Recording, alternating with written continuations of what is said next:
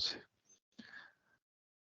Bien, vamos a hablar de 3 temas el día de hoy. 1, incontinencia urinaria de esfuerzo femenina. 2, cistitis intersticial, o también llamada síndrome de vejiga dolorosa. Y 3, infecciones del tracto urinario. Bien, vamos a avanzar. Vamos a hablar entonces de la definición de la incontinencia urinaria de esfuerzo, su prevalencia, la teoría integral de la continencia, los factores de riesgo, su anamnesis, su examen físico, los exámenes auxiliares y finalmente su tratamiento quirúrgico y conclusiones. La definición de la incontinencia urinaria de esfuerzo es toda pérdida involuntaria de orina, obviamente que se desarrolla el esfuerzo, ¿no es cierto? Y que se demuestra en forma objetiva y que constituye un problema social e higiénico para la paciente y afectando la calidad de vida de esta.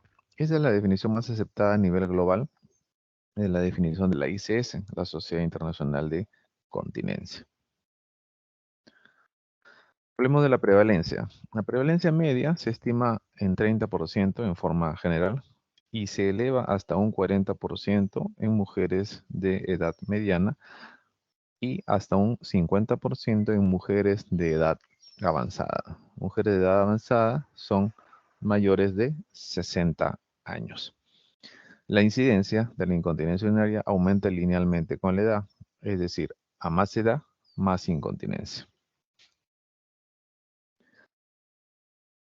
Entonces, vamos ahora a conocer brevemente la teoría integral de la continencia. ¿Por qué la teoría integral de la continencia? Porque actualmente a nivel mundial es la teoría más aceptada al tratar de explicar el tema de incontinencia urinaria y de disfunciones miccionales. Hace muchos años, cuando yo era estudiante de medicina, la teoría que estaba en boga era la teoría del ángulo del cuello de la vejiga, en la cual decía pues el ángulo se perdía por el tema de prolapso, por el tema de hiperlaxitud, y esto desencadenaba la incontinencia urinaria de esfuerzo. La teoría previa a esta teoría era, la otra teoría era la teoría de gradiente de presiones. A más presiones en la vejiga, vence la presión intrauretral, se produce la incontinencia de esfuerzo. Todo esto cambió cuando se publica la teoría integral de la continencia por 2 ginecólogos al mismo tiempo, uno en Australia, Peter Petros, y otro en Alemania, Unstein. Entonces, ¿qué decía esta teoría? Esta teoría considera básicamente que tanto la incontinencia urinaria al esfuerzo, la urgencia miccional y las alteraciones del vaciado de la vejiga se presentan por alteraciones localizadas en los elementos del soporte de la uretra, es decir, en los ligamentos y en los músculos del piso pélvico. Entonces, si ustedes analizan esta definición es básicamente anatómica, ¿no es cierto? Acá no se hablan de presiones, acá no se hablan de ángulos. Es básicamente un tema de soporte uretral, problemas en los ligamentos, en las fascias y en los músculos del piso pélvico. Entonces, vamos a conocer ahora los principales ligamentos, ¿ok? Que ejercen la función dinámica en el piso pélvico ligados a la incontinencia urinaria de esfuerzo. Tenemos 2 ligamentos anteriores y uno posterior. Los 2 ligamentos anteriores son los ligamentos puburetrales y los ligamentos uretropélvicos, y el ligamento posterior es el ligamento uterosacro. En amarillo, en la parte de adelante, ustedes pueden ver los ligamentos puburetrales y en anaranjado los ligamentos uretropélvicos, ¿ok? Cualquier disfunción de estos pues, o van a ocasionar, obviamente, incontinencia urinaria de esfuerzo. En estas imágenes son publicadas en el año 2010 por los autores y son analogías, son comparaciones para que podamos entender mejor cómo funciona la teoría integral de la continencia aplicada a la anatomía tanto de la vagina con la imagen superior como un corte lateral en el piso pélvico. Si ven hacia arriba, ven un puente, ¿no? Es un puente muy famoso, un puente americano, el puente de San Francisco. Lo ven ustedes en series y en películas americanas.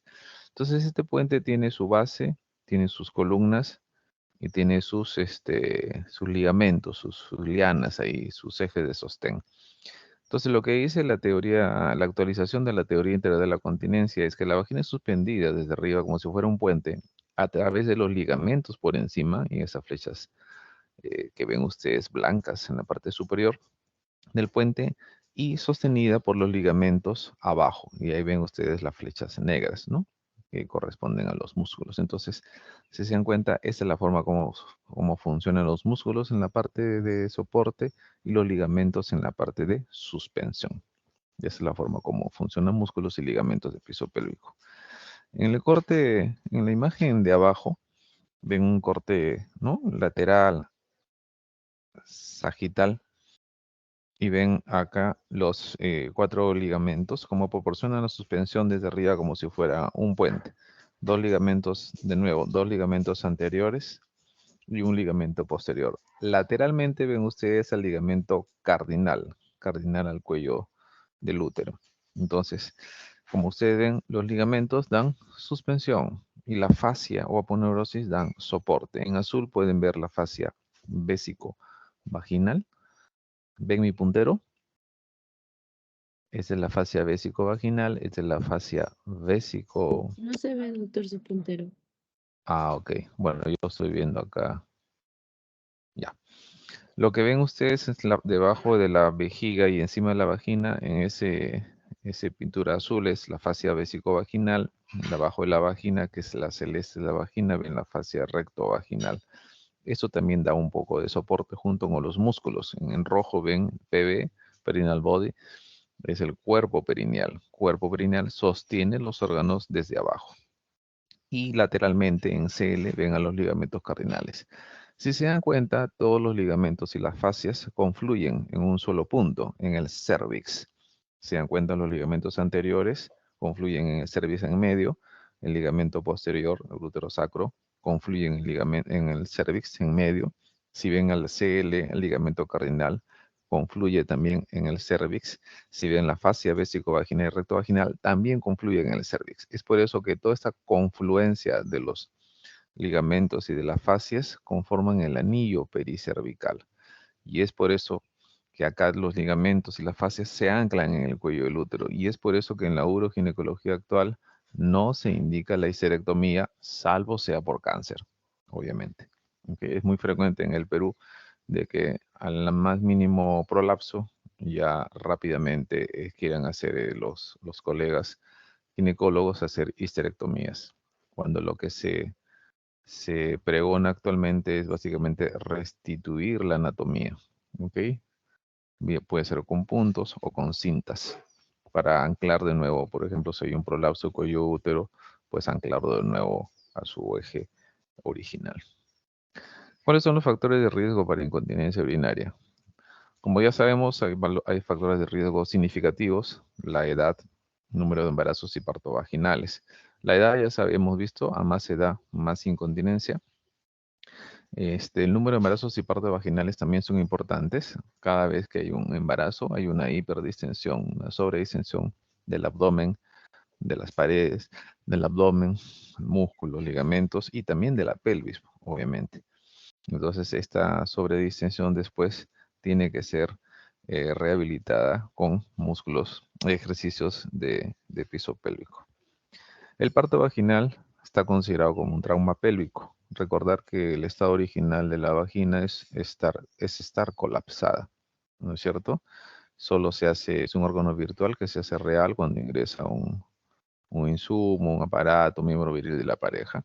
Pero cuando pasa durante el parto, durante el nacimiento, el bebé, el producto, estamos hablando de un diámetro cefálico 30 centímetros, 35 centímetros, un muchacho, un bebé de 3 kilos o de 4 kilos en el peor de los casos, y se desencadena el parto vaginal. Está demostrado con biopsias preparto y posparto que hay una ruptura de fibras colágenas y de fibras musculares, producto del parto propiamente dicho. Entonces, por eso se considera el parto vaginal como un trauma pélvico. La diabetes mellitus es un factor de riesgo importante, es correcto. La sustitución de estrógenos y el índice de masa corporal también son factores de riesgo, pero son factores de riesgo modificables. Está demostrado que 30% de mujeres que estaban programadas para cirugía y bajaron de peso recuperando su peso ideal, dejaron inclusive de operarse. ¿Cómo se hace una historia clínica para incontinencia urinaria de esfuerzo?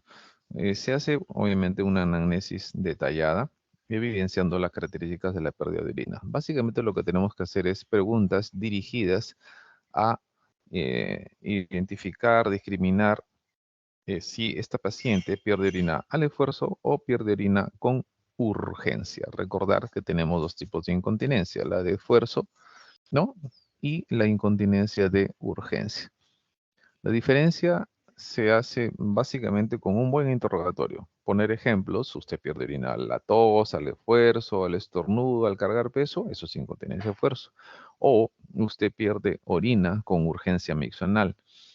Tiene ganas de orinar, va corriendo al baño y en el camino puede perder algunas gotas.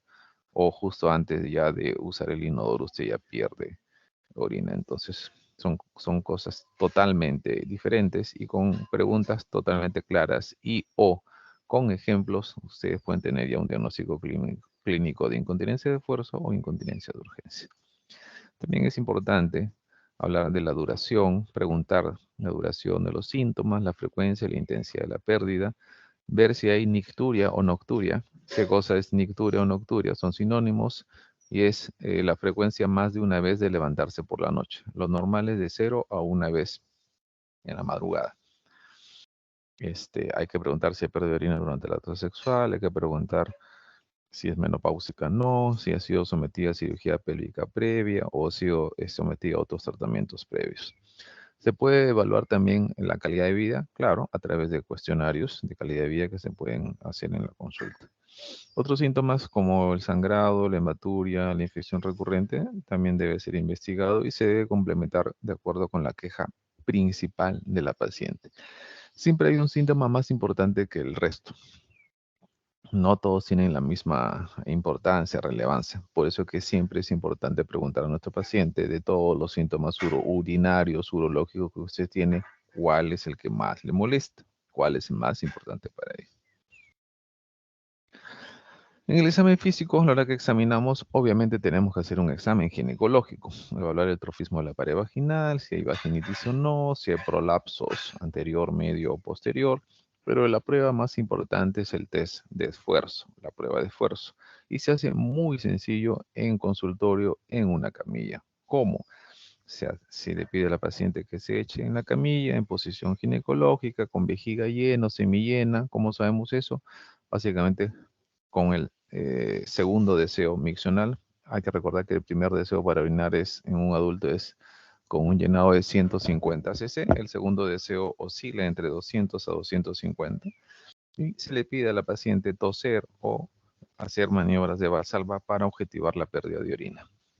¿Cómo lo hacemos? Acá tenemos una foto. Entonces, paciente en posición, echada en posición ginecológica, con la mano izquierda, en este caso estoy abriendo los labios mayores y menores, veo el meato de la uretra y le pido a la paciente toser.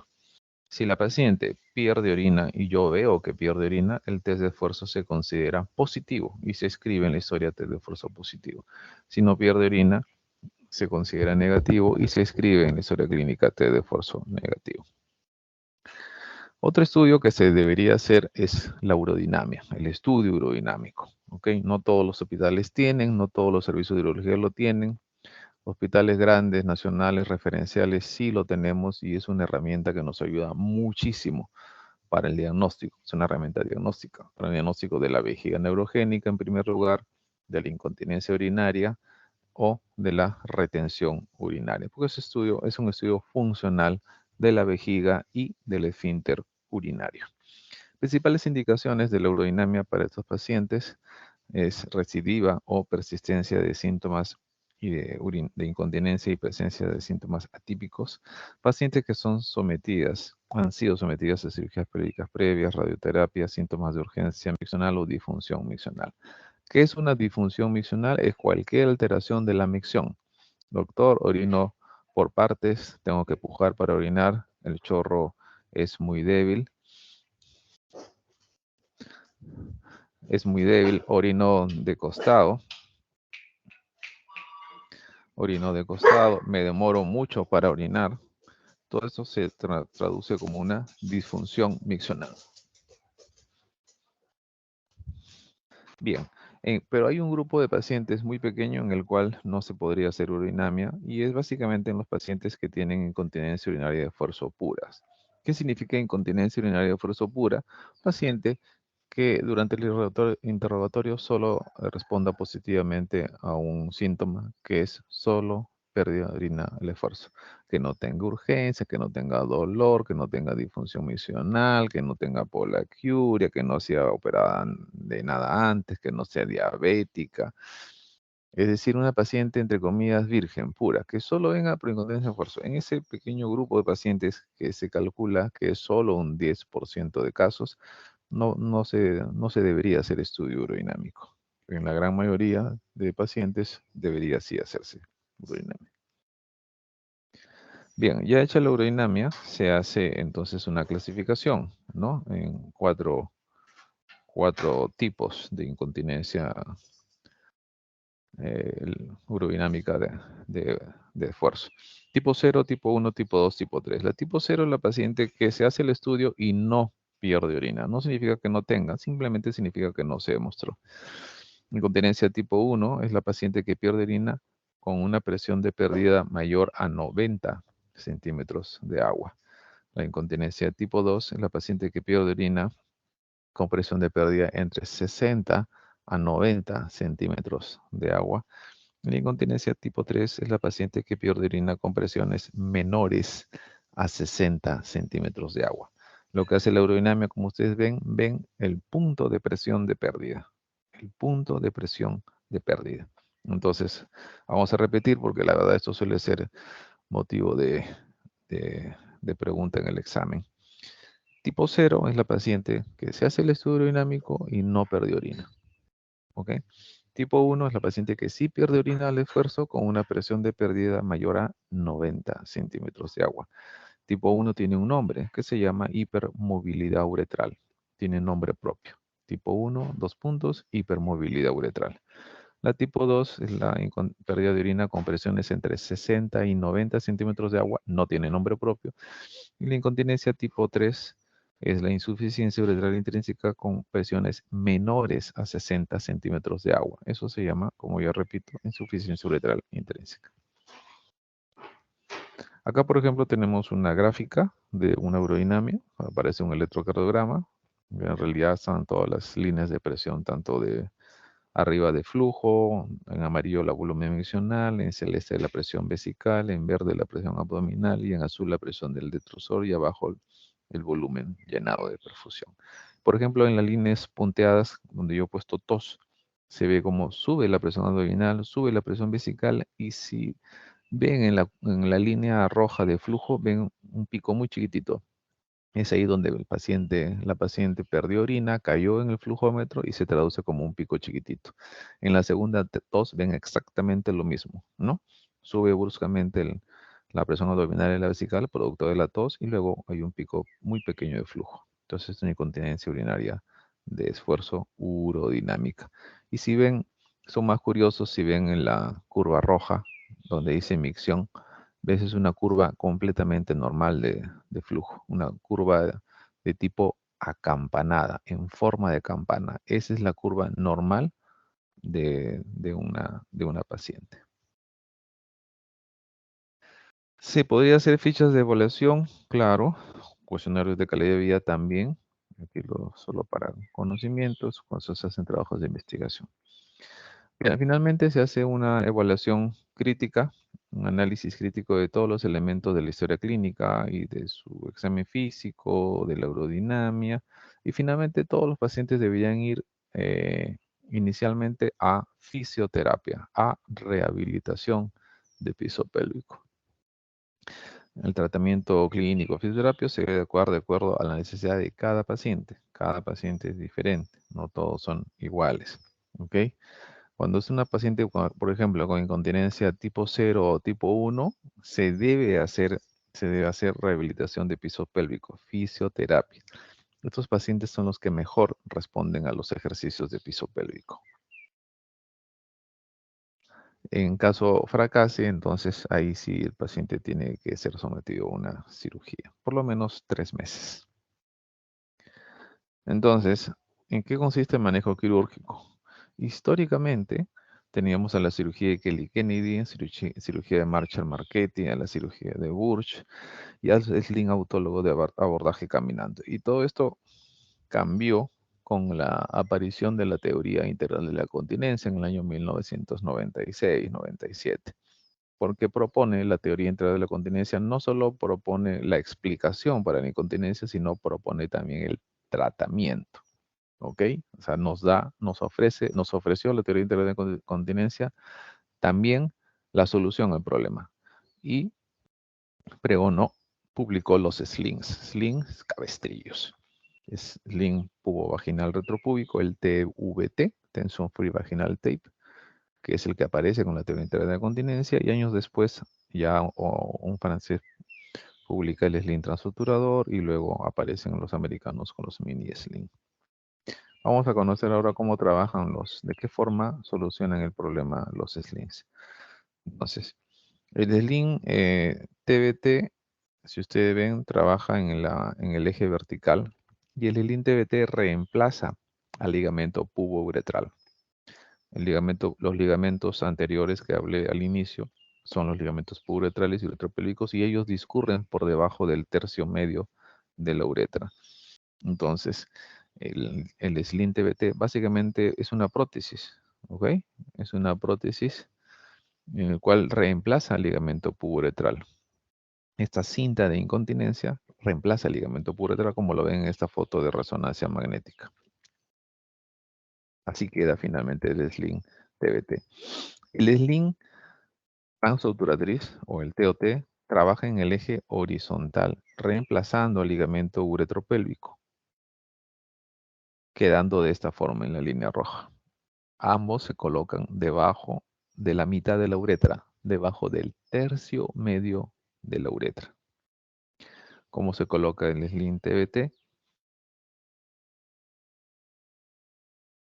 Se empieza con una incisión por vía vaginal, como ven abajo, por debajo del tercio medio de la uretra, se diseca hacia arriba, se hace incisión 2 centímetros de la línea media por vía suprapúbica y retropúbica y se pasan unas agujas que van a pasar, como ustedes ven en la imagen, por el costado de la vejiga, por el costado de la uretra. Obviamente hay un pequeño riesgo de perforación vesical y uretral si es que uno no tiene mucho cuidado. Una vez que pasa la aguja, se enhebra la cinta, se jala y luego se coloca un tope, que puede ser una pinza o una tijera entre la cinta y la uretra. La idea de la cinta de incontinencia, del sling de incontinencia, no es levantar la uretra ni ajustar la uretra. La idea del sling o la idea de la cinta de incontinencia es darle soporte a la uretra para que esta uretra no caiga bruscamente cuando el paciente hace esfuerzo. Una vez que lo colocamos debajo del tercio medio de la uretra, simplemente colocamos los sobrantes. Años después, en el 2001, aparece un ginecólogo francés, Emmanuel Delorme, en el cual evitaba el espacio rectus. Publica la colocación de la cinta por el agujero transuretral, hacía que ya la cistoscopía no sea necesaria. Como había un riesgo de perforación en el TBT, de perforación de vejigas, en el TBT sí teníamos que hacer cistoscopía, ¿no? Para asegurarnos de que no hubiera ninguna lesión. Pues con esta nueva técnica del transuturatriz, en el cual las agujas ya pasan de costado y ya no por arriba, pues se evita básicamente la cistoscopía. Menos irritación, menos retención urinaria. ¿Cuál es la técnica? Pues ya no pasó por detrás del pubis retropúbico, sino pasó por dentro del agujero obturatriz, pero por la línea media del agujero obturatriz. ¿Ok? Como ven en estas agujas. ¿Hay algún riesgo de lesionar el paquete nervioso? Pues si uno respeta la técnica quirúrgica, como ustedes ven en la imagen, pues uno pasa lejos del paquete nervioso. Una vez que pasa la aguja por el agujero transutratriz y sale por la disección vía vaginal, pues enhebramos la cinta, jalamos y la cinta queda, como ustedes ven en la foto de la derecha, también por debajo de la uretra, pero sale por los costados, sale por el pliegue inguinal. ¿Ok? Entonces, esta cinta le da un soporte en el eje horizontal a la uretra. ¿Ok? A diferencia del TBT que le da un sostén vertical. siempre ponemos una pinza, una tijera, un tope entre la cinta y la uretra, porque si no hacemos esto, lo que vamos a provocar es cerrar la uretra y es algo que no queremos. Años después aparecen los mini sling, ¿no? Son 3 o 4 de cinta. Este ya se coloca ya no por detrás del pubis ni por el agujero obturatriz, sino se coloca por la misma incisión vaginal por el cual inicia la cirugía. Entonces, ¿cómo se queda anclada? Se queda anclada, como ustedes ven abajo, con esos arpones que tienen en ambos extremos la cinta, la mini cinta o el mini sling. Entonces, y ahí tiene un disparador, como ustedes ven. Entonces, la cirugía es muy simple, como ustedes ven, ¿no? Hacemos una incisión por debajo del tercio medio de la uretra, enhebramos la cinta con el arpón, disparamos, perforamos la aponeurosis del músculo obturador interno por un lado y repetimos la maniobra con el otro extremo. ¿Pueden haber complicaciones? Pues como toda cirugía puede tener sus complicaciones, solo en el 8% de casos. 8% de casos puede haber erosión de la uretra, infección, nuevos síntomas de urgencia, frecuencia, dolor, perforación de vejiga, de uretra, lesión de vasos, lesión de intestino, perforación del ángulo vaginal, la rama obturatriz en el TOT, se puede haber dehiscencia de la incisión, disminución de esencia del clítoris, etc.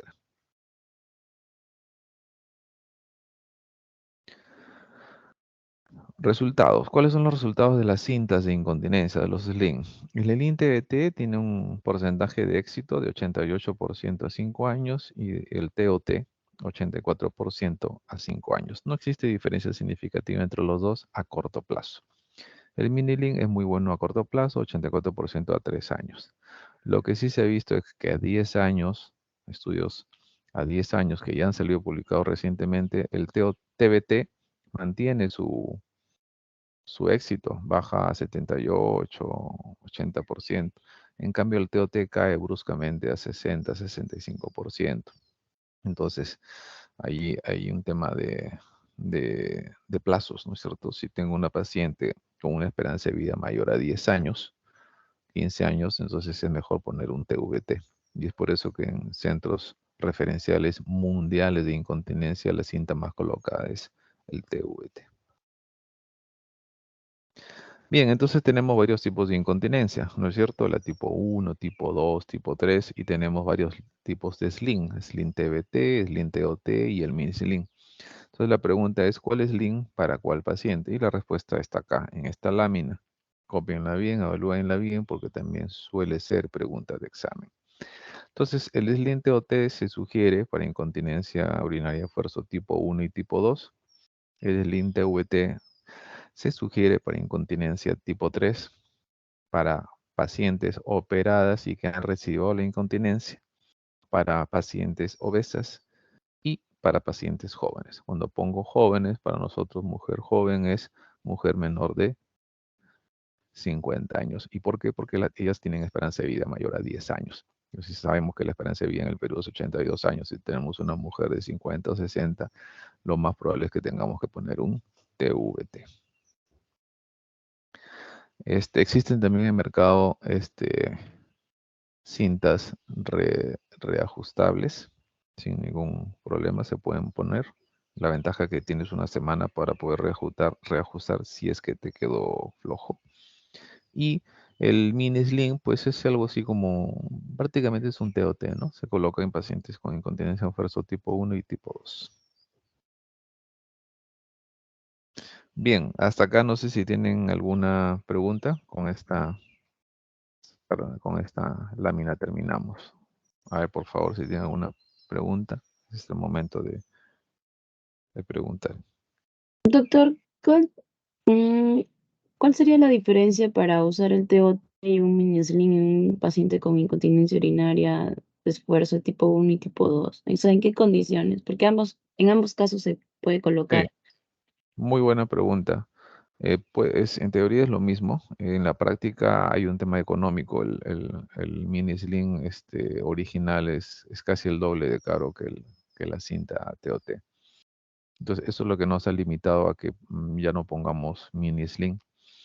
Entonces, y de hecho, Esto ya tiene varios años en el mercado. En el Perú y en el mundo no ha tenido mucha acogida dentro de los uroginecólogos el mini sling.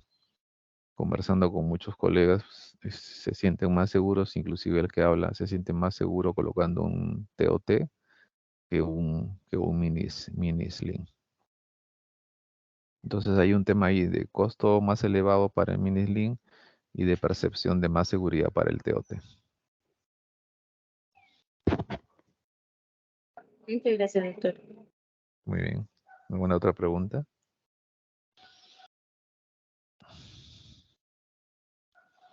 Doctor, disculpe, también se mencionó que los pacientes eh, que tenían una incontinencia urinaria pura, no se les debería hacer la urodinamia. Ujú, ¿Por sí. qué, doctor? Porque se ha demostrado que no hay ninguna relevancia. Se ha demostrado que le puedes poner cualquier tipo de cinta y va a funcionar bien, sin ningún problema. Se han hecho varios estudios. El estudio Evalue justamente evaluó, valga la redundancia, la utilidad o no de la urodinamia en pacientes con incontinencia por eso puro y demostró que no tenía ningún sentido cuando es incontinencia urinaria de esfuerzo pura. Esto para los urodinamistas también es muy discutible, porque personalmente yo sí soy un hincha acérrimo de la urodinamia. Cuando hago el interrogatorio, yo personalmente no encuentro a nadie que tenga incontinencia de esfuerzo pura. Los colegas que hacen diagnóstico de incontinencia de esfuerzo pura, me doy cuenta yo que en realidad hacen una anamnesis muy, muy rápida, muy superficial. Pero si tú le haces una buena historia clínica al paciente, siempre vas a encontrar algún motivo para hacer urodinamia. Vas a tener disfunción miccional, goteo, chorro intermitente, urgencia, polaquiuria, averiguar sobre sus cirugías pélvicas previas. Todas tienen alguna comorbilidad. Entonces, personalmente yo sí soy partidario de hacer urodinamia a todos mis pacientes. Y encontramos siempre algún problema asociado que se puede corregir bien con medicamentos o bien con otra cirugía.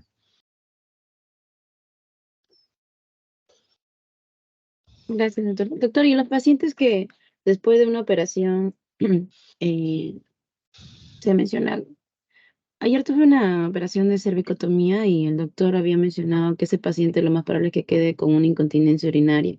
En esos casos, doctor, también se debe realizar la urodinamia. Estamos hablando de un varón. Sí, doctor. Sí, entiendo entonces que es posoperado de prostatectomía radical. Sí, doctor. Sí, sí se hace la urodinamia porque en un buen porcentaje de estos pacientes hacen vejiga hiperactiva post-desobstrucción y también es bueno para evaluar la competencia del esfínter. Acá en incontinencia urinaria masculina, lo que se hace es cistoscopía, ¿ok? Para ver la coaptación del esfínter y también se hace urodinamia para ver si la incontinencia o es bien por hiperactividad o una baja compliance o si es por una insuficiencia esfinteriana, presión de pérdida menor a 60 centímetros de agua. Entonces, sí tienen una indicación la urodinamia. La pregunta es, ¿cuánto tiempo después de una operación haces urodinamia? 4 a 6 semanas después. Muchas gracias, doctor. Muy bien.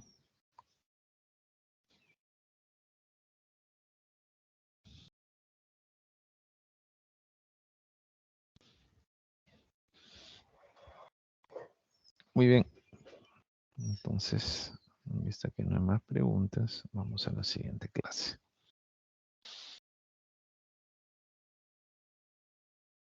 Me avisa cuando vean la charla, por favor. Sí, doctor. ¿Sí? ¿Están viendo? Sí, doctor. Sí, Muy doctor. bien, entonces vamos a hablar ahora entonces de la cistitis intersticial, también llamada síndrome de vejiga dolorosa. Vamos a hablar de la definición, etiología, epidemiología, su diagnóstico, tratamiento, seguimiento y control. La cistitis intersticial o vejiga dolorosa. Esta es la definición de la Asociación Europea de Urología. No ha cambiado. Ustedes dirán, doctor, 2017, estamos en 2023, no ha cambiado, es exactamente igual. ¿Ok? ¿Y cómo la definen? Es la existencia de dolor, opresión o molestias pélvicas relacionadas con la vejiga y acompañadas al menos de otro síntoma urinario como deseo persistente de orinar o poliaquiuria de más de 6 semanas de duración en ausencia de infección u otra causa identificable.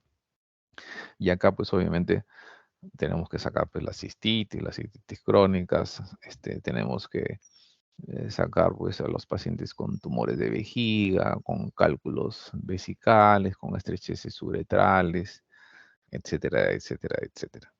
Ok, entonces acá para la definición yo les digo siempre lo más práctico es definir que se define la vejiga dolorosa como todo paciente con dolor vesical al llenado. Estos pacientes experimentan dolor cuando está llena la vejiga.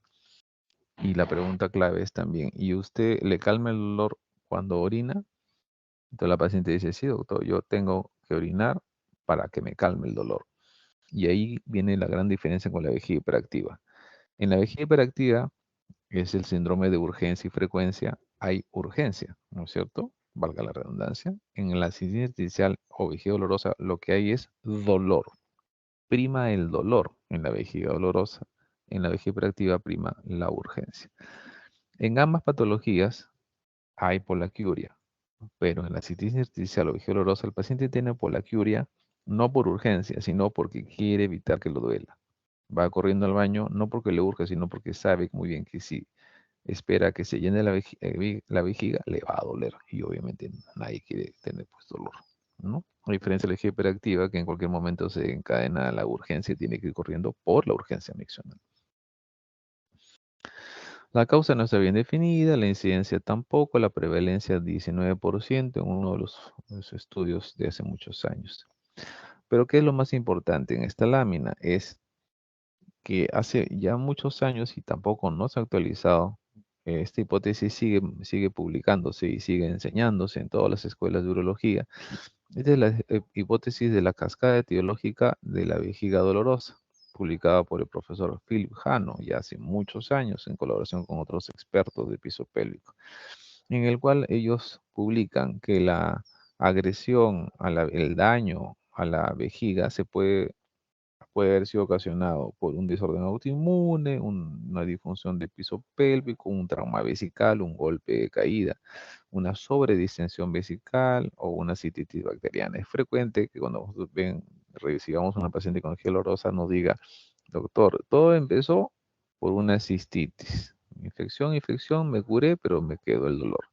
O también te dicen, doctor, todo empezó porque un día hice mudanza, un día estaba en teletrabajo, muy ocupada y estaba con cámara encendida y tuve que retener 4 o 5 horas la orina y me moría de dolor, pero no podía desconectarme. Cuando ya terminó la reunión, fui corriendo al baño, oriné, me calmó el dolor un rato y luego ya más de 6 semanas, 2 meses, sigo con dolor, sigo con dolor, sigo con dolor. Todo esto son hipótesis. Que finalmente todo esto provocó algún tipo de daño en el epitelio de la vejiga. Se provocó que se perdieran los constituyentes urinarios como el potasio al intersticio y finalmente todo esto libera los mastocitos, libera la histamina, activa la fibra C y libera la sustancia P. Y cuando se libera la sustancia P, ustedes ya saben que se encadena el dolor. Entonces viene acá ya el famoso círculo vicioso. ¿Cómo se evalúa clínicamente en los pacientes? Primero, pues anamnesis, enfocarse en los síntomas urinarios, preguntarle si tiene dolor vesical con el llenado de esta. Preguntar por alergias, tabaco, cirugías periódicas previas, factores que lo exacerben, los cítricos, los ajíes, el café, el alcohol, el tabaco. Y si hay otros síntomas coexistentes. En el examen físico tenemos que hacer un examen pélvico y abdominal bajo, evaluar la fuerza, tono y punto de sensibilidad de los músculos de piso pélvico. En el caso de las mujeres, tenemos que hacer tacto vaginal buscando puntos, gatillos dolorosos y en algunos casos evaluar también el recto. El diagnóstico es por exclusión y esto lo dicen todas las guías clínicas. El diagnóstico de la cistitis artificial es clínico, pero es por exclusión, ¿ok? Entonces, puedo sospechar una infección urinaria, pues tengo que pedir un examen de orina en urocultivo. Puedo hacer una citoscopía, que mayormente es normal, solo en el 10% de casos vas a encontrar aglomeraciones úlceras de Hanner, lo vamos a ver más adelante en las imágenes. tienes que hacer un diario mencional. El diario mencional en realidad es para diagnóstico de vejiga hiperactiva. Pero tienes que hacerlo para saber si de verdad es una urgencia o hay dolor. Y podrías hacer urodinamia si es que los síntomas misionales así lo ameriten. No es que a todos los pacientes con intersticial le vas a hacer urodinamia. Puedes hacer una biopsia totalmente discutible. Actualmente su rol es incierto. Entonces, los pacientes con dolor pélvico crónico normalmente vienen a la consulta. Por lo general siempre llegan primero a ginecología, en el caso de las damas. Hay también sitio intersticial en hombres, por supuesto. ¿Ok? Entonces lo que tiene que hacer el especialista es, obviamente, en el caso de mujer, va al ginecólogo y el ginecólogo pues descarta endometriosis, EPI, etcétera, etcétera. Y si no encuentra nada, lo pasa al urólogo.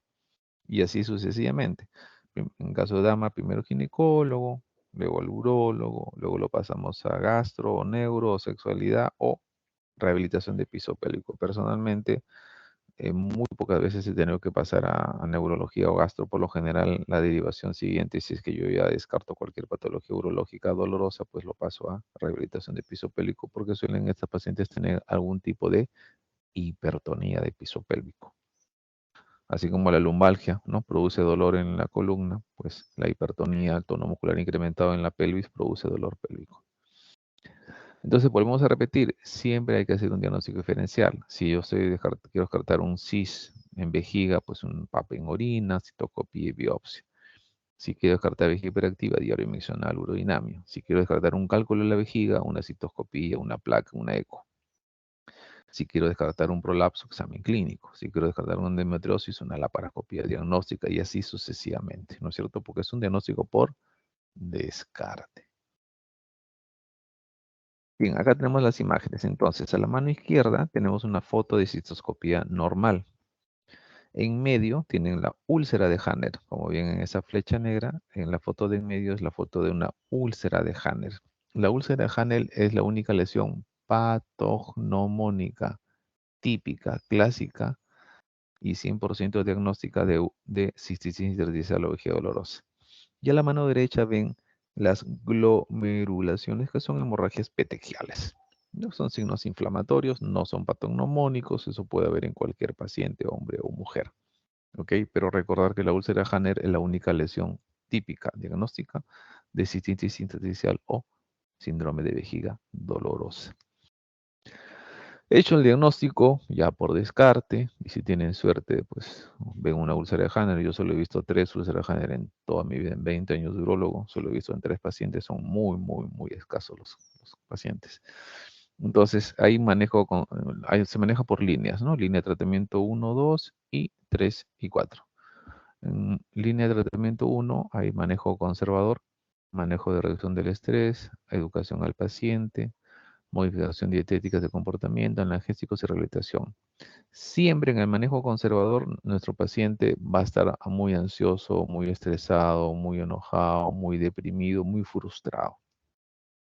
Hay que hablar al paciente, hay que educarlo, hay que explicarle su diagnóstico para que pueda entender, comprenderlo y asimilarlo.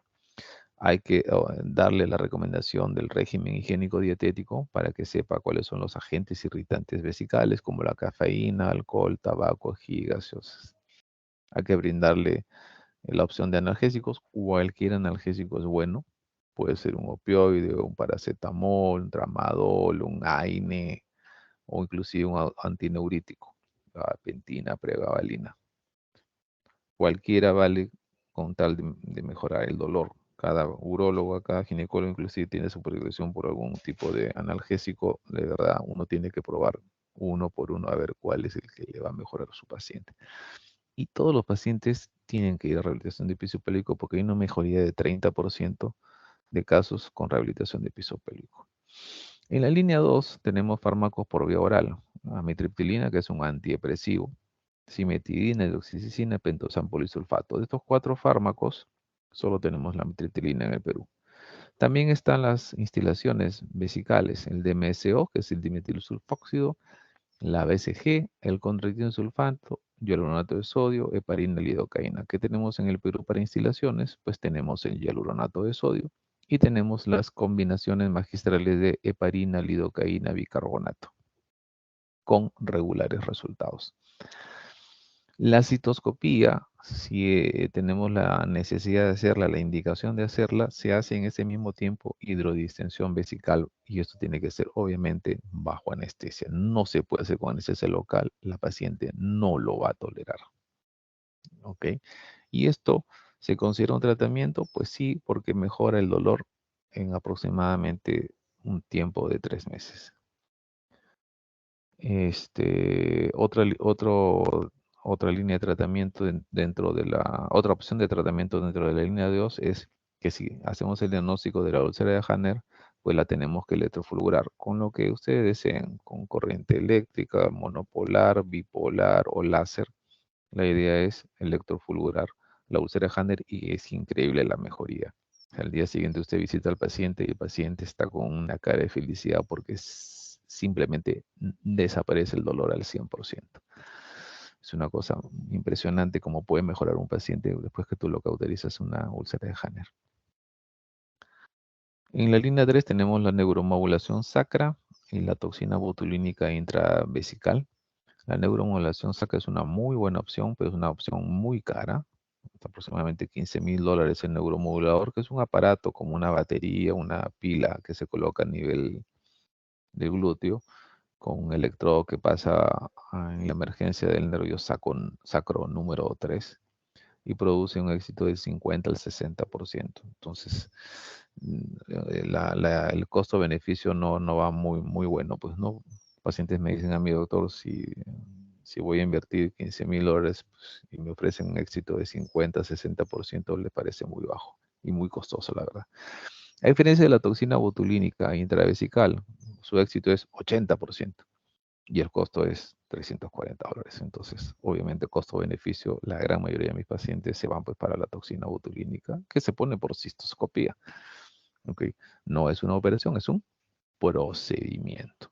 Que solo dura de 6 a 9 meses, es correcto, es temporal, pero los pacientes no lo ven tan invasivo como el neuromodulador sacro y sobre todo no tan costoso. Y la última línea de tratamiento, como ustedes ya saben, es la cirugía, ¿no es cierto? Siempre lo último es la cirugía. Puede hacerse una cistectomía con o sin derivación urinaria o simplemente una ablación vesical. La verdad que ambas opciones funcionan pero muy bien. ¿Cómo se hace el seguimiento de estos pacientes? Pues se hace el seguimiento mensual por 3 meses y luego trimestral y se monitorea el progreso y las preocupaciones de los pacientes. Esta enfermedad afecta mucho la calidad de vida. También incrementa el tema de la depresión, 50%, altera mucho la parte sexual, la parte de la pareja, disfunciones sexuales, muy alto, estamos hablando de 67% de disminución de la libido. Y finalmente sigue la controversia, ¿no? Si es un grupo de síndrome de dolor crónico o es un trastorno inflamatorio de la vejiga. Hasta ahora se sigue debatiendo, no hay un consenso. Hay escuelas de urología que dicen que no, es un síndrome doloroso y nada más. Hay otras escuelas que dicen no, es un problema inflamatorio de la vejiga, es un problema de la mucosa. Entonces, todavía no está clara la evidencia para la cistitis intersticial ni para el diagnóstico ni para el tratamiento. Cuando ustedes vean una patología, una enfermedad que tiene 4 líneas de tratamiento y dentro de cada línea de tratamiento estamos hablando de psicoterapia, rehabilitación, analgésicos, instilaciones, fármaco por vía oral, citoscopía, neuromodulación, toxina botulínica y cirugía, estamos hablando de 9 o 10 opciones de tratamiento. Es porque ninguna es 100% segura. Entonces, se sigue investigando mucho para ofrecerle algún tipo de tratamiento a estos pacientes con cistitis intersticial. Muy bien. No sé si tienen alguna pregunta, por favor. ¿Alguna duda?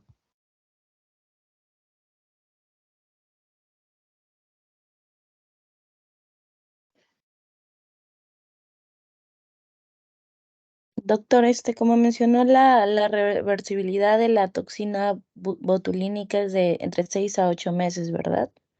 6 a 9 meses. Ah, de 6 a 9 meses. ¿Habría alguna contraindicación para este tratamiento?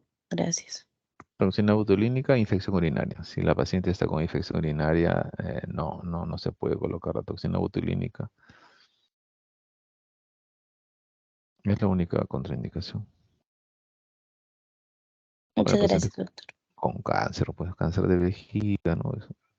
Embarazo, ¿no? Embarazo no podemos poner toxina botulínica. La cistitis artificial es el dolor de cabeza del ginecólogo, del urólogo, porque no podemos ofrecer nada de 100% seguro. Y son pacientes que andan con mucho estrés, ansiedad, con mucha depresión. Y ahora es un dolor de cabeza. Nos gustaría mucho ayudarlas a la primera consulta, pero son las pacientes que pues van migrando de médico en médico, de urólogo en urólogo, ginecólogo en ginecólogo. Y encima en el Perú no tenemos muchas opciones.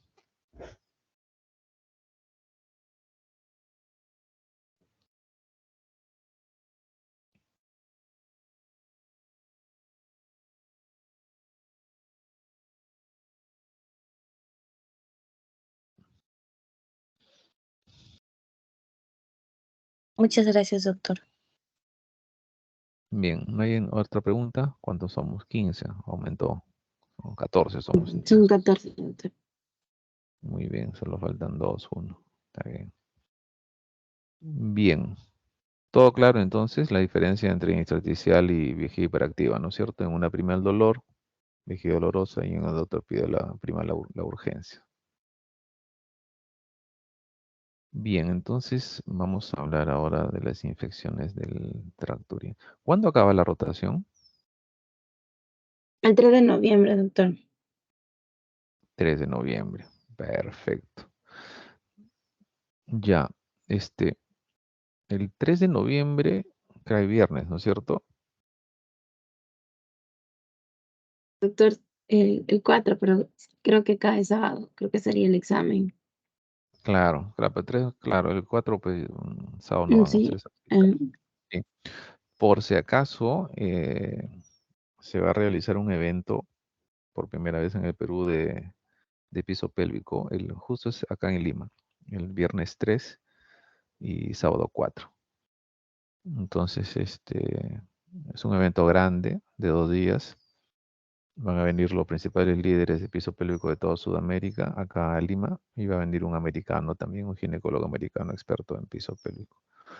Si desean, pueden inscribirse. Hemos logrado que se baje a $75 la inscripción para esos 2 días de, de curso, de simposio. Tengo entendido que ustedes necesitan créditos, pero bueno, está acreditaje de colegio médico, de una universidad y toda la historia. Que era una muy buena opción. Yo sé que el doctor Bocanegra no toma examen los sábados por un tema de su religión. Así que si desean me avisan, le paso la información y pasar la voz a sus compañeros, porque sí les podría ayudar mucho y va a ser un evento interesante, ¿no? El que habla es el organizador del evento. Así que sí les puedo asegurar que va a venir gente profesionales de alto nivel de acá de Latinoamérica. Muchísimas gracias por la invitación, doctor. Yo le voy a pasar a su compañera y luego ella les comparte. Sí, Bien. doctor. Por eso que mi grupo el viernes 3 no voy a poder estar con ustedes, pero bueno, no pasa nada. Por un día no pasa nada. Bien, infecciones del tracto urinario entonces.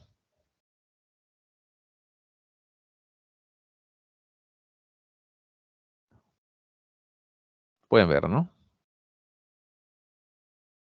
Sí, doctor. Bien, entonces vamos a hablar de las infecciones del tracto urinario.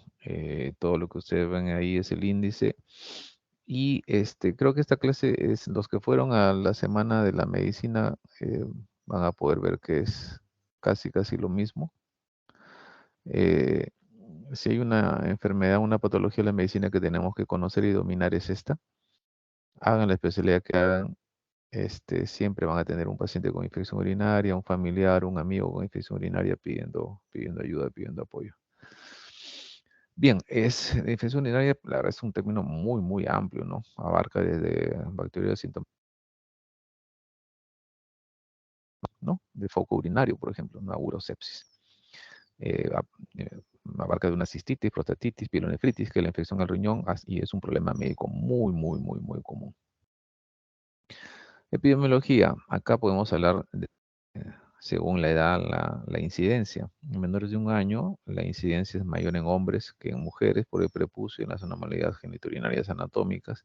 De 1 a 5 años, la incidencia ya es mucho mayor en mujeres por los problemas anatómicos. De 6 a 15 años, la incidencia sigue siendo alta para mujeres por los problemas funcionales.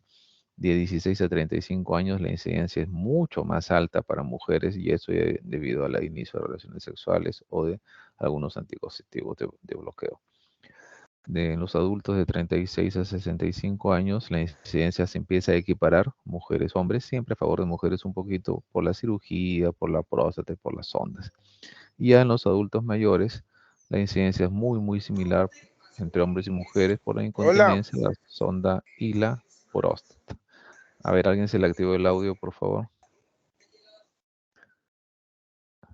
Listo, gracias. Bien, ¿cuáles son los factores de riesgo? Y esta lámina es muy, muy importante, no solo para identificar cuál es el causante de la infección, sino también para saber cómo voy a prevenir la infección urinaria en nuestras pacientes. La deshidratación es un factor de riesgo muy importante, pero también la retención urinaria. Y cuando hablo de retención urinaria, estamos hablando de dos escenarios. Uno, la retención involuntaria de orina, que quiere decir, pues un paciente con próstata grande, ¿no? Que haga una retención total, pues es muy evidente. Una paciente sometida a un prolapso y que le pusieron los puntos muy ajustados en la uretra y tuvo retención total, es una retención involuntaria.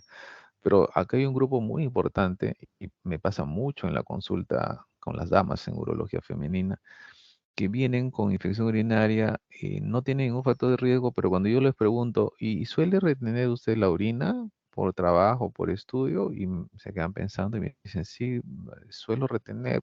Y la pregunta siguiente es, ¿puede usted orinar en cualquier baño público? Y la respuesta muy frecuente es, jamás, doctor, yo no puedo orinar en un baño público porque si orino en un baño público me puede infectar la orina. Y eso es algo falso, es un mito. Es mentira que uno se infecta la orina por usar un baño público. Al contrario, se infecta la orina, ¿ok? Se produce una cistitis por retención voluntaria de orina. Y no solo infección urinaria. La retención voluntaria de orina produce dolor pélvico o dolor vesical. Y la retención voluntaria de orina produce también disfunciones miccionales, hipertonía del esfínter uretral y pacientes con problemas del vaciado, con problemas miccionales. Otro factor de riesgo importante es la higiene inadecuada, sobre todo cuando las mujercitas, cuando están en la etapa de la infancia y están aprendiendo a asearse ya de solas, pues a enseñarles que el aseo es de adelante para atrás y no de atrás para adelante. El uso de la ropa interior inadecuada, pues se tiene que usar algodón, no ropa sintética, y ahí viene la crítica a la gente joven, a la gente adulta joven que va a los gimnasios, ¿no? Que usan ropas sintéticas, estas mallas, estas licras sintéticas muy apretadas, ajustadas, que están muy buenas para ir al gimnasio y para ser usadas durante el gimnasio, todo bien con ese tema. El problema es cuando ellos usan como, como forma de vestir diaria. Yo veo todo el día a estas jóvenes con estas licras pegadas, todo el día, mañana y tarde todo el día usando estas licras y obviamente esto favorece a un aumento de la microbiota, el microbioma vaginal, íntimo y uretral y la colonización y limpiación de la vejiga por este aumento exagerado de la temperatura. Entonces, esta es la parte criticable de los usos de prendas ajustadas. No solo muchos pacientes dicen, no, doctor, pero yo uso la licra todo el día, pero sí adentro tengo mi truza de algodón. Eso no tiene ningún sentido. Si tienes una licra que está totalmente ajustada todo el día, estás dándole todos los medios favorables para que generes una colonización y una infección urinaria. Los descensos vaginales y el estreñimiento van de la mano con infección urinaria. El no orinar después de tener relaciones sexuales es un factor de riesgo. 3 consejos para las damas, que son las más afectadas con las infecciones urinarias. Después de que tengan cada acto sexual, uno tiene que orinar. En realidad los dos tienen que orinar, ¿no? Para eliminar gérmenes que se comparten durante el acto sexual. Uno, entonces, orinar. 2, higiene íntima superficial. No ducha vaginal, higiene íntima superficial. Y 3, beber un vaso con agua. ¿Por qué? Porque el acto sexual deshidrata. Muy importante que estos 3 consejos ustedes se lo den a sus pacientes. Colocación de sondas o catéteres, obviamente es una forma invasiva de la vía urinaria y puede estar de la mano con infección. Y la inmunosupresión o las defensas bajas. También es una causa, ¿no?, de infección urinaria. Bien, ¿cuál es la patogenia? ¿De qué forma se infectan? Como ustedes ya saben, acá pues hay un triángulo, una triada, pues, ¿no es cierto? En el cual hay 3 factores. Uno, la virulencia del microorganismo, que es la capacidad, la agresión, la capacidad de agresividad del germen. 2, el hospedador, ¿no? Si este paciente pues tiene enfermedades primarias, factores conductuales, para que sea un buen hospedador frágil para la virulencia de este microorganismo. Y el entorno, la ecología vaginal, ahora se lo conoce mucho como el microbioma, la microbiota. Está de moda mucho hablar sobre esto, y esto también es importante cuando hablamos de la infección urinaria. Generalmente la vía de ingreso de las bacterias a las vías urinarias es de forma ascendente y o retrógrada, ¿no es cierto? De afuera adentro, de abajo arriba, es lo más frecuente. Existe también la vía de ingreso hematógena, linfatógena, extensión directa de bacterias de órganos adyacentes, pero básicamente lo más frecuente es la vía ascendente o retrógrada.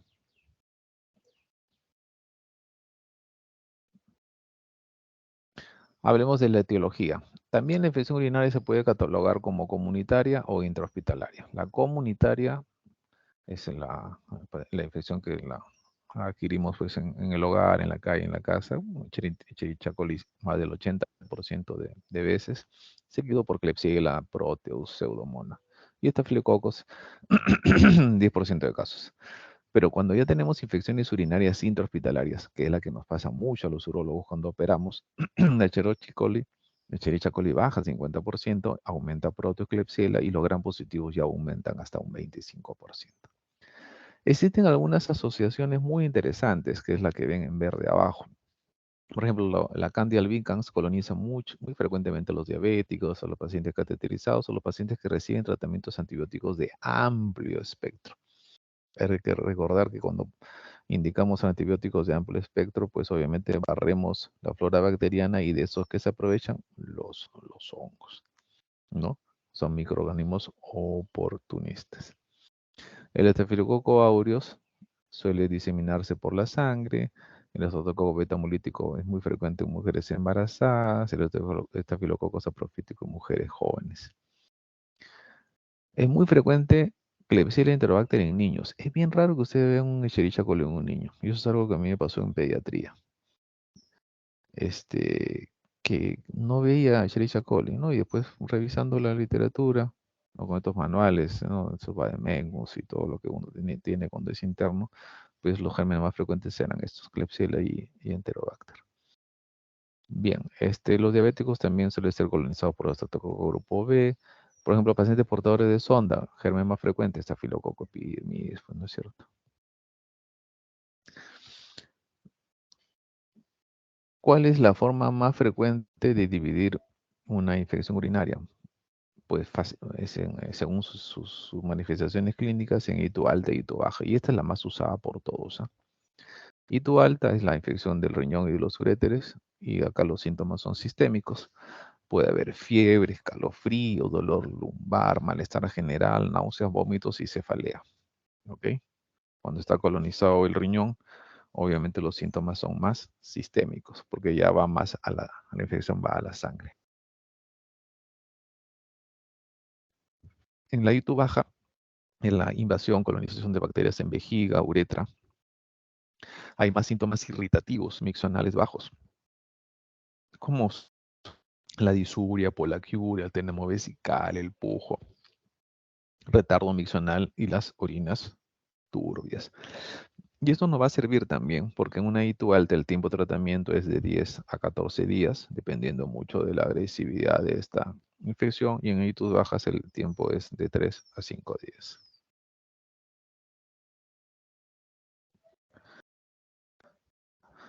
Bien, entonces, manifestaciones clínicas según el grupo etario. Y esto también es bien importante, ya que hay dos puntos que tenemos que saber. Una cosa es una infección urinaria en un recién nacido lactante y otra cosa es una infección urinaria en un adulto mayor. ¿Ok? ¿Por qué? Porque los recién nacidos lactantes, por ejemplo, tienen síntomas más neurológicos, hipotermia, hipertermia, crecimiento deficiente, vómito, irritabilidad, diarrea. Son síntomas que inclusive confunden. Y esto les va a pasar cuando hagan pediatría. Viene el niño por diarrea, por fiebre, porque llora mucho. Nadie sabe lo que tiene, la mamá no sabe, y cuando llega la emergencia de pediatría, me acuerdo que le pedíamos todo, pues pide el examen de orina, urocultivo, frotis de heces, gran, todo le pedíamos. Todo salía negativo hasta que viene el examen de orina totalmente patológico. Pues la criatura no va a decir me duele, me arde para orinar, ¿no es cierto? Simplemente se manifiesta con un llanto incesante. Y es por eso que siempre van a ver que todos los neonatólogos, pediatras de emergencias, a todos les piden examen de orina. Luego de eso ya cultivas la orina, ¿no? Si te sale patológico. En los preescolares los síntomas se manifiestan más en abdomen, más dolor abdominal, vómitos y signos inespecíficos. Y ya los escolares y los adolescentes recién focalizan los síntomas. ¿Qué quiere decir con focalizan sus síntomas? Que si es una ITU alta, presentarán los síntomas de ITU alta. Si es una ITU baja, presentarán los síntomas irritativos urinarios bajos. Adultos y adultos mayores. Y acá viene un tema con los adultos mayores. Los adultos mayores, mayores de 60 años, 70 años, los hospitalizados, los que están en centros geriátricos. Muchos de estos adultos mayores no tienen la capacidad de producir síntomas. Son pacientes anérgicos, no tienen una respuesta inmunitaria, no tienen una respuesta proteica para hacer los síntomas floridos que hacemos los adultos, los adolescentes. Y es muy frecuente, por ejemplo, que llegue un paciente anciano a emergencias séptico, a foco urinario, venga con su cuidador o con el familiar responsable del paciente y se arme un problema ahí entre familiares, un escándalo. Me ha pasado, he visto ahí, he sido testigo de esto. Le llama la atención al cuidador. ¿Cómo no te diste cuenta? Mira cómo está mal. Y el cuidador dice, pero es que no avisó. Nunca dijo que le dolía, que le ardía, nunca hizo fiebre, no tuvo ningún síntoma y el familiar le reclama, pero ¿cómo es posible? Es mentira. Tiene que haber dicho, no le has hecho caso, no le prestas atención. Y el paciente, el cuidador nos dice, lo único que pasó fue que dejó de comer, dejó de tomar agua, empezó a sentirse mal, dormía mucho y un mal día simplemente ya perdió el conocimiento y lo trajimos a la emergencia y ahí hicimos el diagnóstico de una ITU complicada, fiebre, sepsis, perdón, sepsis, ¿no? Pero esos pacientes en realidad no tienen la capacidad para hacer fiebre, simplemente se van apagando y eso es algo que frecuentemente pasa con los ancianos, con los adultos mayores. A diferencia de los recién nacidos, los lactantes que hacen fiebres de 39, 40 grados, muchos ancianos a veces no hacen fiebre. Diagnóstico normalmente se hace por una sospecha clínica, si es que el paciente tiene los síntomas. Suele ser difícil en algunos casos, pues pide un análisis de orina, una sala de urgencias, en 2 horas tiene ese resultado. Lo ideal es urocultivo. No se debe pedir urocultivo a todos, ¿no? Si viene una paciente que te hace una infección cada 5 años, o la infección por primera vez, simplemente no es necesario urocultivo. Pero sí en algunos casos es importante cuando son hitos recurrentes, cuando están asociados a otras comorbilidades, sí es importante el urocultivo. Sería lo ideal, porque vas a tener el nombre del germen y sobre todo la sensibilidad y la resistencia bacteriana. Datos de extensión, solo la especialista podría ver si es tributario a una tomografía, una urodinamia o una citoscopía.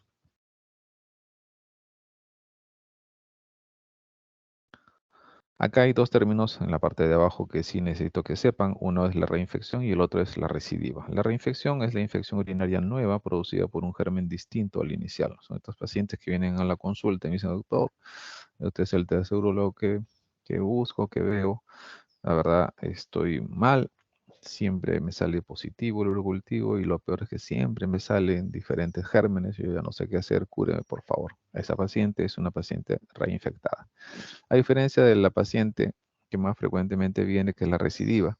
que es la infección nueva producida por el mismo germen inicial. ¿Qué significa, doctor? Yo ya no sé qué hacer. Este Escherichia coli no me deja. Este año van 3 infecciones. El año pasado fueron 4 y siempre me sale Escherichia coli. Yo ya no sé qué hacer. ¿Qué pasa conmigo? Esa paciente es una recidiva. Bien, entonces según ese cuadro, la clasificación según presentación clínica, bueno, ya le mencionamos ITU alta y ITU baja.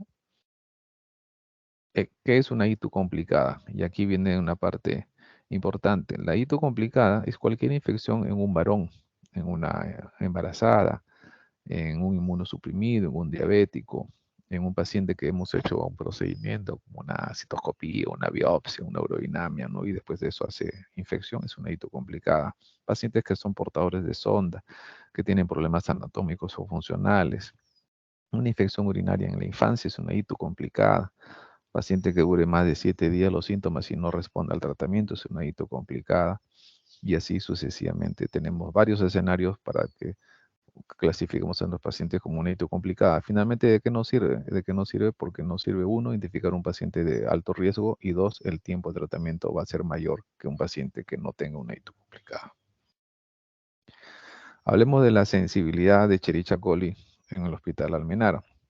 Y eso es algo muy importante para nosotros, porque, por ejemplo, tenemos en rosado que cipro y sulfa son los que tienen menos sensibilidad y por ende más resistencia. Es algo que tenemos que ver bien porque están siendo cada vez más resistentes, por eso que muy poco ya o nada usamos cipro o sulfa. Si ustedes ven acá el perfil de resistencia de las enterobacterias en consultorio externo de urología del año pasado, la mayor parte de resistencia que tenemos es para amoxicilina clavulánico y gentamicina. ¿Y por qué? Porque es lo que más estamos usando. Entonces, cuando usas mucho un antibiótico, las bacterias empiezan a generar más resistencia. En E. coli noble, la resistencia no es tan alta, pero sí para gentamicina. Recuerda que en gentamicina se usa muchísimo, sobre todo en estas farmacias boticas, ¿no? De la calle, donde llegan los pacientes pidiendo al farmacéutico, a la técnica en farmacia, pues una ampolla para cortar una infección y disparan gentamicina a todo el mundo, ¿no? Por eso que es importante que no se automediquen.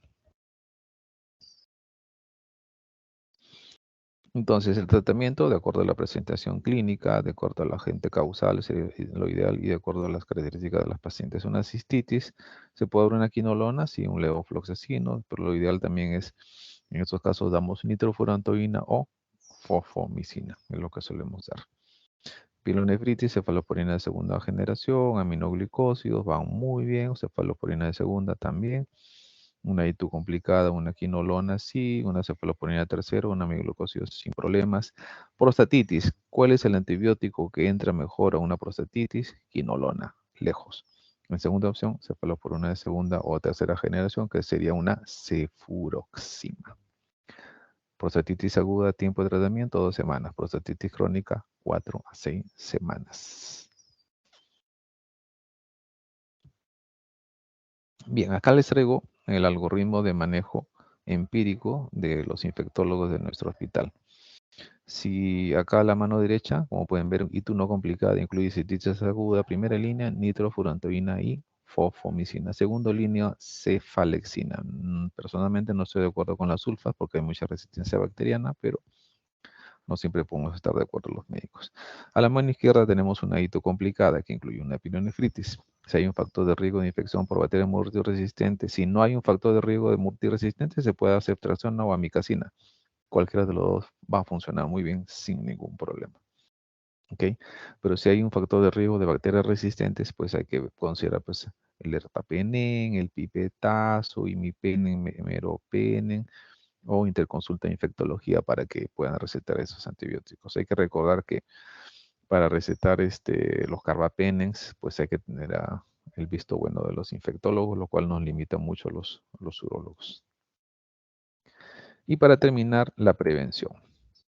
Hay formas de prevención de infecciones de tracto urinario. La más usada y la mejor evidencia científica es la profilaxis antibiótica, que se da en inicio recurrente y en niños con reflujo bésico ureteral. Los antibióticos más usados son la nitrofurantoína, la cefalexina y la ciprofloxacina y actualmente la fosfomicina. La dosis es la mitad de la dosis estándar. ¿Qué quiere decir? Que si yo tengo la dosis que de nitro es de 100 miligramos, pues voy a dar solo 50 miligramos por la noche por 3 o 6 meses. De esa forma es la profilaxis antibiótica. Si yo voy a dar cefalexina como profilaxis, voy a dar 250 miligramos al día. ¿Okay? Si la dosis estándar es de 500, pues la profilaxis es de 250 todas las noches por 3 o 6 meses. Igual pasa para cipro, igual pasa. A diferencia, por ejemplo, de la fosfomicina de 3 gramos se da un sobre por semana por 4 semanas. En algunos casos, escuelas de urología dicen un sobre cada 10 días. Así que es muy, muy importante que nosotros sepamos usar algunos antibióticos para profilaxis. Bien, no sé si tienen alguna pregunta. Existen también otras formas de, de profilaxis, ¿no? No solo la antibiótica, pero la verdad ese es un tema totalmente aparte, no podemos al respecto. No sé si tienen alguna pregunta, por favor.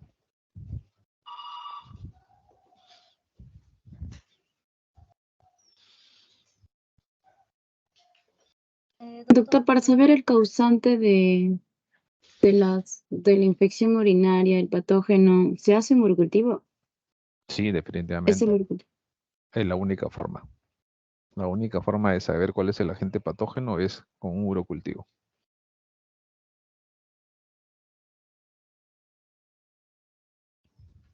Doctor, buenos días. Usted mencionó al inicio que en los servicios higiénicos no se podía realizar una contaminación bacteriana, ¿Correcto?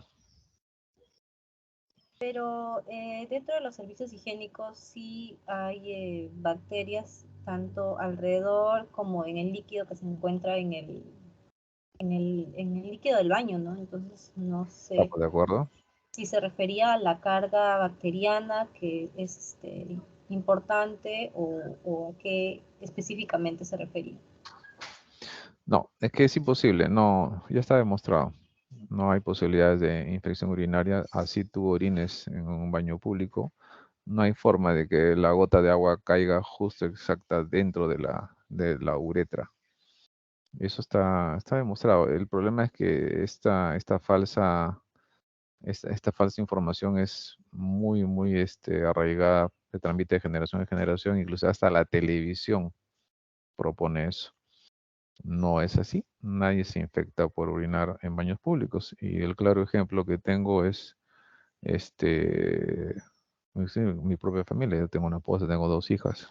Cada vez que salimos, orinan en cualquier baño público, porque en mi familia urólogo está prohibido retener la orina. Prohibido. Y bueno, después de 14 años, mi hija mayor nunca ha tenido una infección urinaria. Y tengo a todos mis pacientes que cuando yo les comento esto, pues me visitan después y me dicen, doctor, ahora sí, de verdad, ya no retengo la orina, estoy usando todos los baños públicos, hasta el más desaseado que he visto en mi vida y de verdad, ya no estoy sufriendo infecciones urinarias. Así que a lo mucho que te va a pasar es que te vas a ensuciar pues la piel de las nalgas, la piel de los no, muslos posteriores, pero definitivamente no te vas a infectar la orina por orinar en un baño público.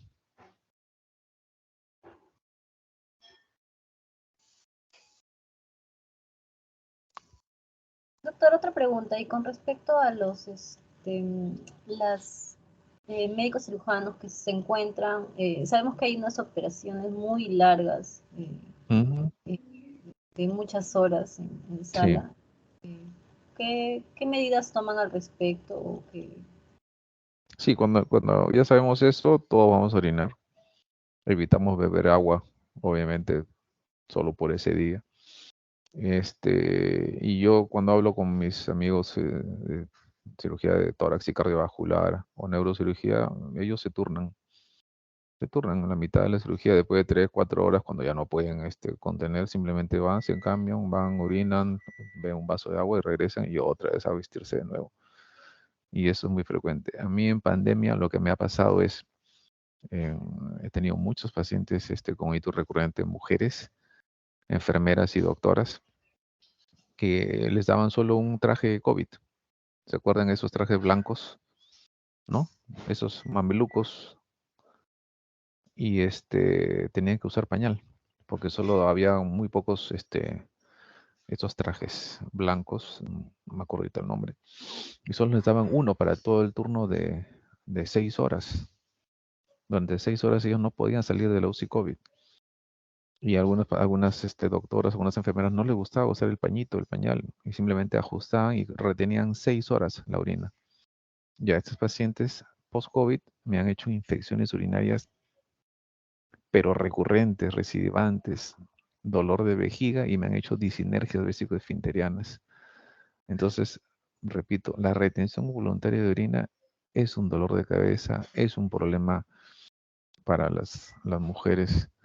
El hombre, lamentablemente, puede orinar en cualquier lugar, pero las damas no, lo entendemos, pero no pueden retener voluntariamente la orina, porque si no van a estar en serios aprietos.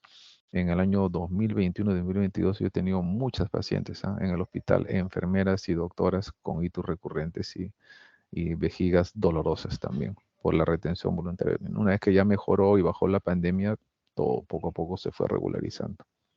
Y ahora lo recordamos como una anécdota. Y ahora estas pacientes ya saben muy bien que no pueden retener orina, si no se infectan.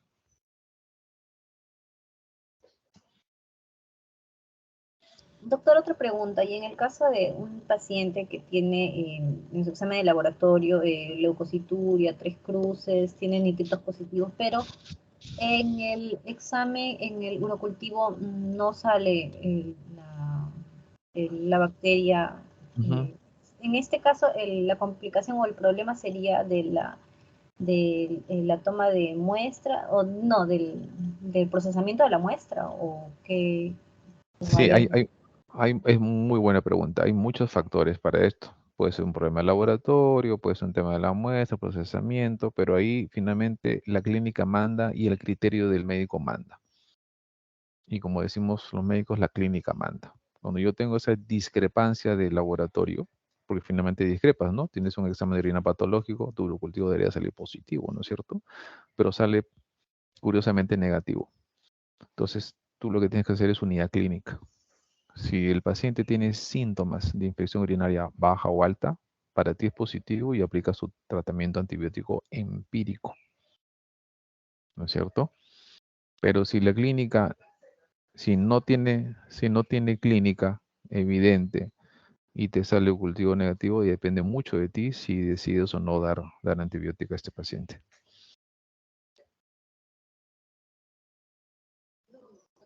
Gracias.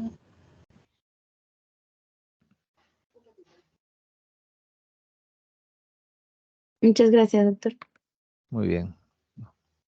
Doctor, y el tratamiento profiláctico, no también, o sea, no podría ser el uso, bueno, mejorar, ¿no? Reforzar la microbiota vaginal con el uso de probióticos, doctor. O bueno, en general de lactobacillus podría ser.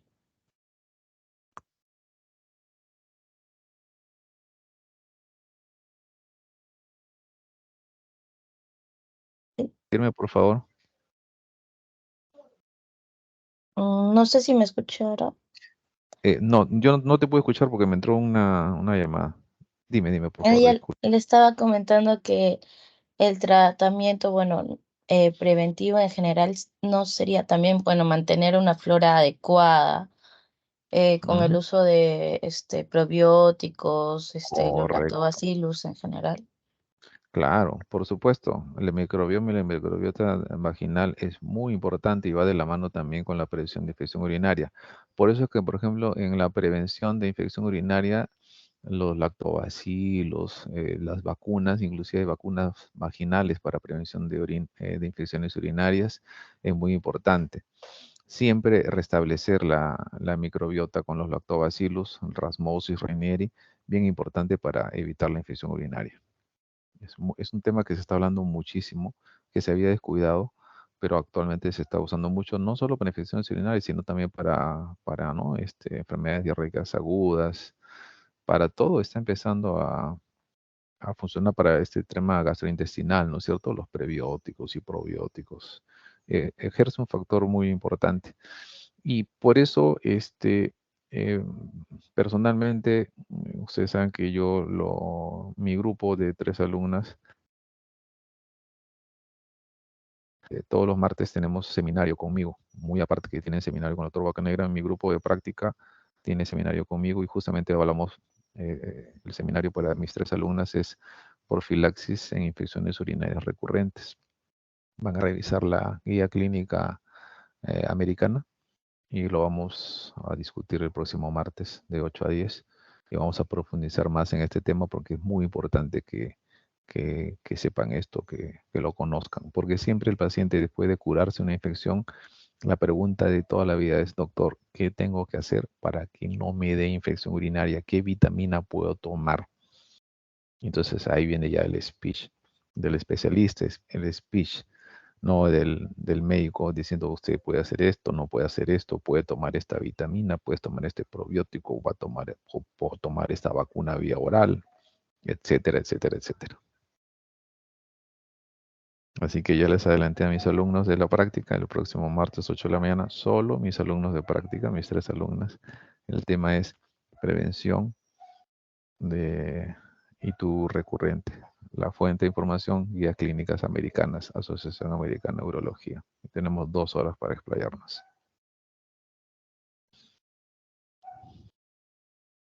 Muchas gracias, doctora. Anotado, doctor. Muy bien. ¿Alguna pregunta? ¿Alguna duda? Expláyense, por favor.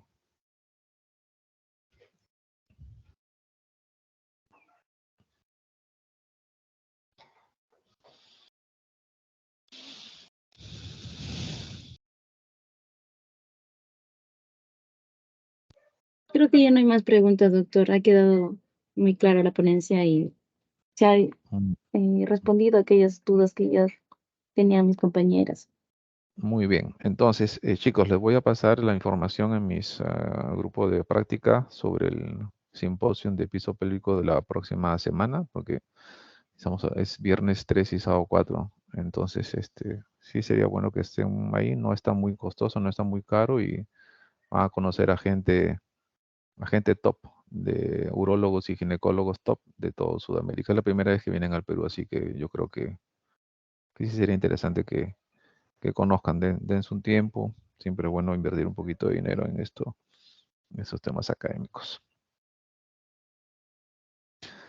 Listo. Muy bien, Muchas entonces gracias, doctor. mi grupo nos vemos mañana 1 de la tarde en consultorio. Está Está bien, bien, doctor. doctor.